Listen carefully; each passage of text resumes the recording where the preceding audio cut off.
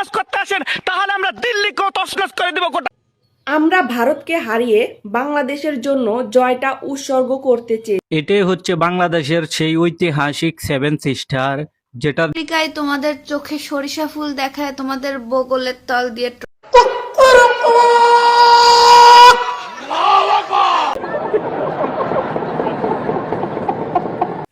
বাংলাদেশের ক্ষমতায় এলো নতুন এক সরকার, এসেই বলছে ভারতের চাল আলু পেঁয়াজ আমাদের দরকার।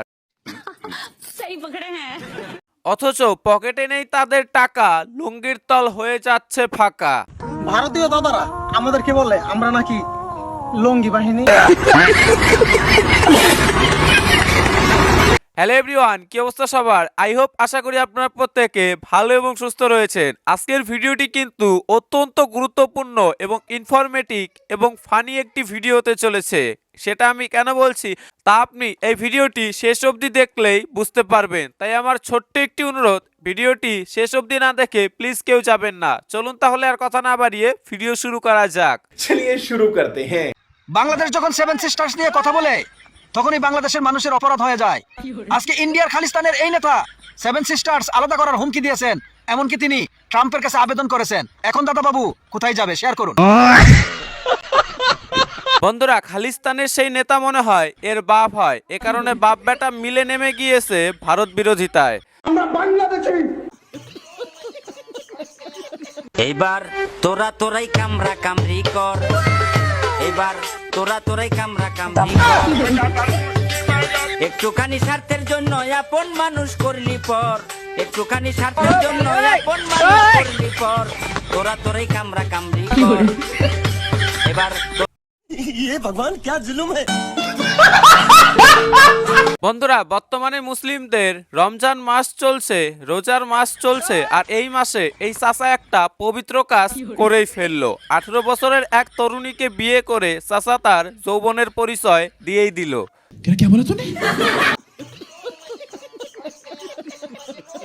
খেলা তোমায় জমা দিয়েছে মমতা ব্যানার্জি। তিনি বলছেন বাংলায় যদি আপনারা তছনছ করতে আসেন তাহলে আমরা দিল্লিকেও তছনছ করে দেব, গোটা ভারতকে আমরা হেলিয়ে দিব। এবার দাদা বাবুর গদি যাবেই যাবে, শেয়ার করুন। বন্ধুরা, ভারতের নরেন্দ্র মোদী আর ভারতের দাদাবাবুরা মনে হয় এর পেছনে শুকনো লঙ্কা গুজে দিয়েছে, তারই ঝাল এ সোশ্যাল মিডিয়ায় এসে দেখাচ্ছে।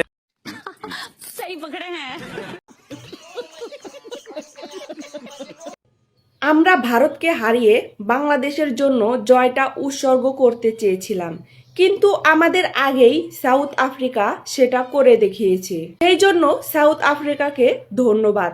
আমরাও আর ছাড় দেব না, পরের ম্যাচেই ভারতকে হারাবো ইনশাল্লাহ। আপনাদের কি মনে হয় পাকিস্তানকে আসলেই ভারতকে হারাতে পারবে? কমেন্টে জানান।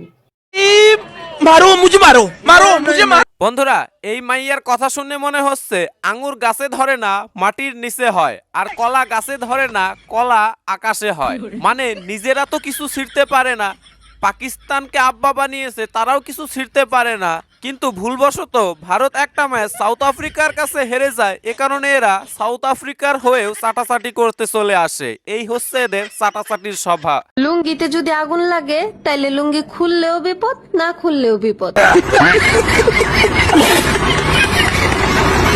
দেখুন ভাই, আমেরিকায় কি ভয়াবহ কাণ্ড ঘটে গেল। আমেরিকার নিউ ইয়র্ক শহরে দেখুন আল্লাহ তাআলা সামান্য বাতাস দিয়ে তাদেরকে উড়িয়ে নিয়ে যাচ্ছে।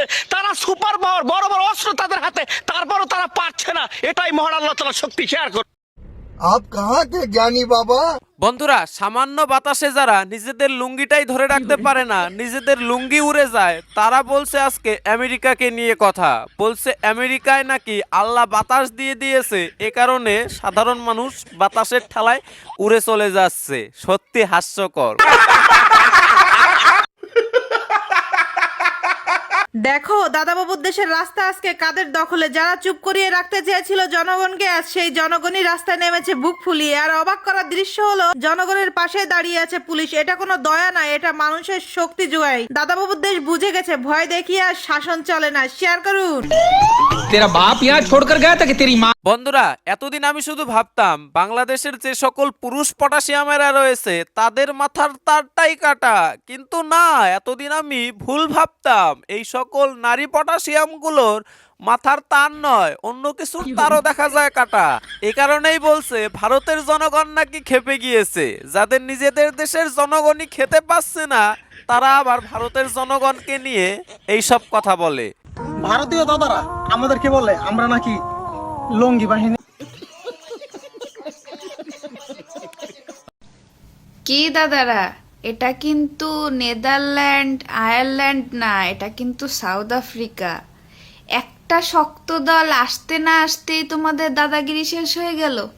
দেখো, এই সাউথ আফ্রিকায় তোমাদের চোখে সরিষা ফুল দেখায় তোমাদের বগলের তল দিয়ে ট্রফি নিয়ে চলে না যায়। অবস্থাটা সেরকমই। রুকো যারা, সবার করো। বন্ধুরা, ভারত বাংলাদেশের ম্যাপটা দেখলে মনে হয় যেন ভারতের বগলের চুল হচ্ছে বাংলাদেশ। সেই বাংলাদেশেরই এই মাইয়া বলছে ভারতকে নিয়ে বড় বড় কথা। যারা খেলায় হারার ভয়ে বিশ্বকাপ খেলতে আসে না, যারা কিনা কদিন পর পর নিজেদের বাপ বদলিয়ে বদলিয়ে চলে, তারাই কিনা বলছে আজকে এই ধরনের কথা। ভাবা যায়? আমাদের মতো এত অসভ্য জাতি আমি আর মনে হয় না যে বহির্বিশ্বে এরকম অসভ্য জাতি আছে। এটাই হচ্ছে বাংলাদেশের সেই ঐতিহাসিক 7 সিস্টার, যেটার জন্য বাংলাদেশ লড়াই করে আসতেছে স্বাধীনতার পর থেকে। ইনশাল্লাহ খুব শীঘ্রই ভারতের দাদাবাবুদের কাছ থেকে নিয়ে আসবো। রুকো যারা, সবার করো।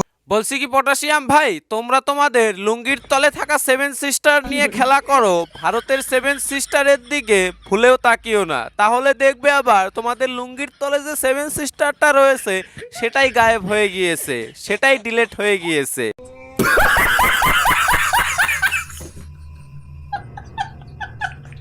ভারতপন্থী হয়ে যদি দেশপ্রেমের পরিচয় দিতে হয়, আর পাকিস্তানপন্থী হইলে যদি রাজাকারে প্রমাণিত করা হয়, তাহলে আমি একবার না দুইবার না 1000 বার পাকিস্তানপন্থী হইতে রাজি আছি। আমি কোন ভারতপন্থী হয়ে, আমি কোন ইন্ডিয়াপন্থী হয়ে দেশপ্রেমের বহিঃপ্রকাশ দেখাইতে রাজি নই। Loud and clear. क्या सोच है रे तेरी, मानना पड़ेगा।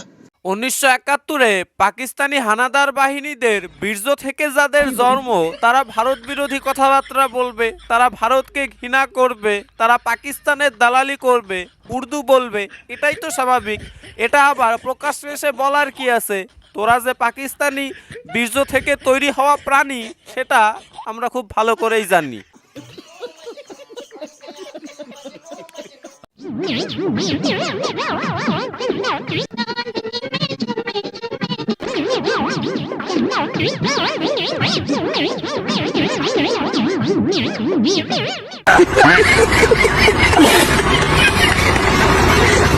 বন্ধুরা, রমজান মাস চলছে, এ কারণে একটু এন্টারটেনমেন্ট না করলে হয়। এ কারণে পদ্মাশীল নারীরা মনে হয় সোশ্যাল মিডিয়ায় এন্টারটেনমেন্ট করতে চলে এসেছে। আমি বিশ্বাস করি না। তো যাই হোক বন্ধুরা, আজকের এই পুরো ভিডিওটি আপনাদের কেমন লাগলো তা অবশ্যই কমেন্ট করে জানাতে ভুলবেন না, এবং আজকের ভিডিওটির কোন পার্টটি এবং কোন অংশটি আপনাদের সবথেকে বেশি ভালো লেগেছে তাও কিন্তু অবশ্যই জানিয়ে যাবেন, এবং ভিডিওটি ভালো লাগলে লাইক করে চ্যানেলটি সাবস্ক্রাইব করে দেবেন। ভালো থাকবেন, সুস্থ থাকবেন, পারলে ভিডিওটি একটু শেয়ার করেও যাবেন।